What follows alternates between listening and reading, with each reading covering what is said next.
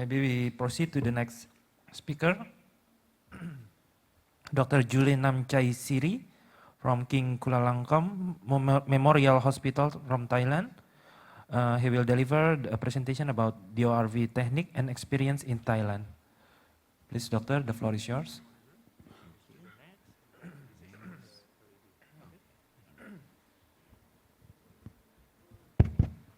So, first of all, I have to thank the organizing committee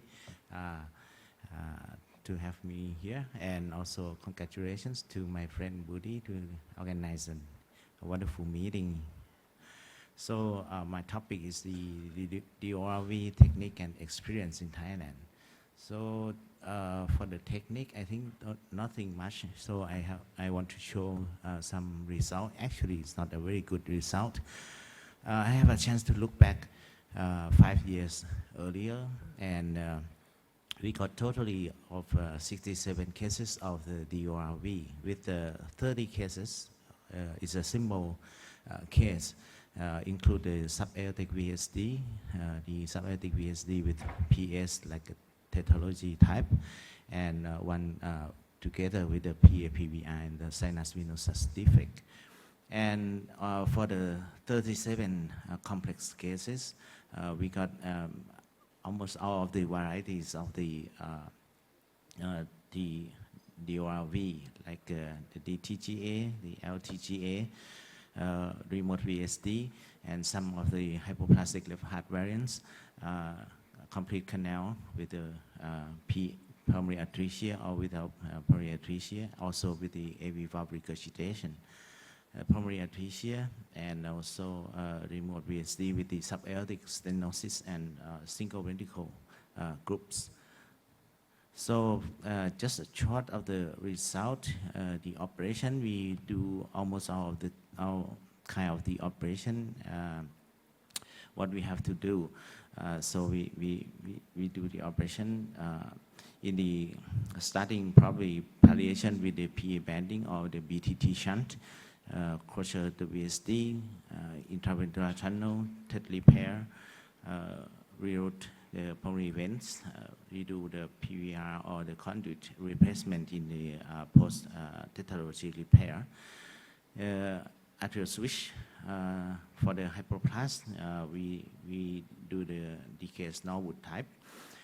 The AV valve repair, the replacement when the repair is not success. The last is operation atrial switch, and also the atrial switch in the we got some atrial inversion, so we did also the atrial switch and the front hand pathway. So for the result, just focus on the mortality. We have 10 cases of the mortality. It's around 15%, but the problem is all of the mortality is complex cases. So if we exclude the simple cases, the mortality is pretty high, and the problem is in some particular operation, like the DKS Norwood, we have the mortality 2 out of 3. And also some of the patients die before doing the correction of the surgery. Some got the shunt and then got the shunt thrombosis and present late. So they were put on ECMO and die. And the other problem is the AV valve regurgitation. Still, we have some of the, probably half of the AV valve regurgitation need to be replaced.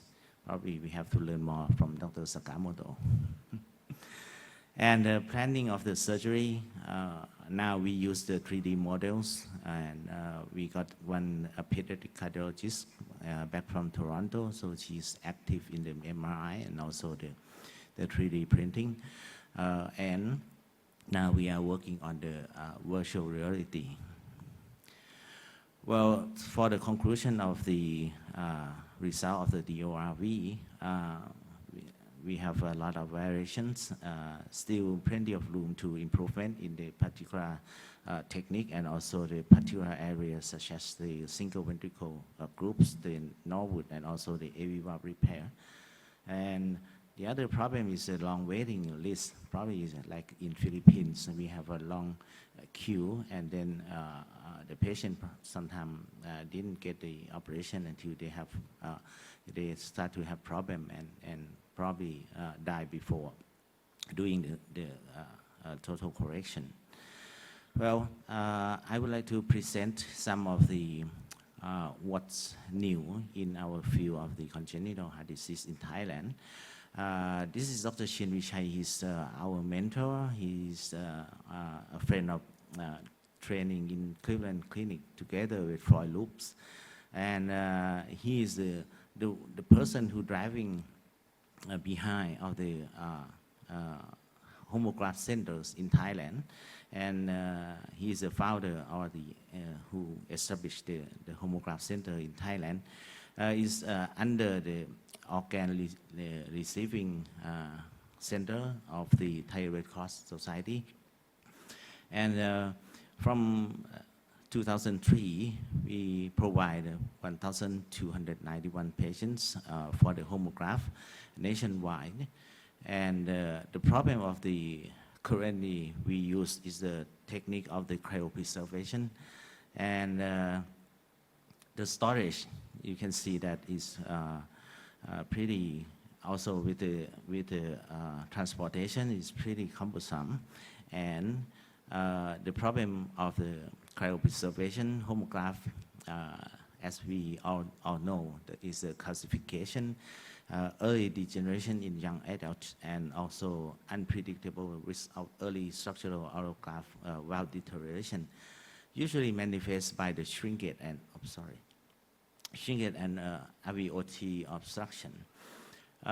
So the cryopreserved homograph failure, we think it's from the postmortem warm ischemic time, the freezing induced extracellular damage, and also the immune response, like the HLA class 1 and class 2 antigens in the endothelium, in interstitial, and the dendritic cell present in the donor valve, capable to triggering both humoral and cellular immune response by the host.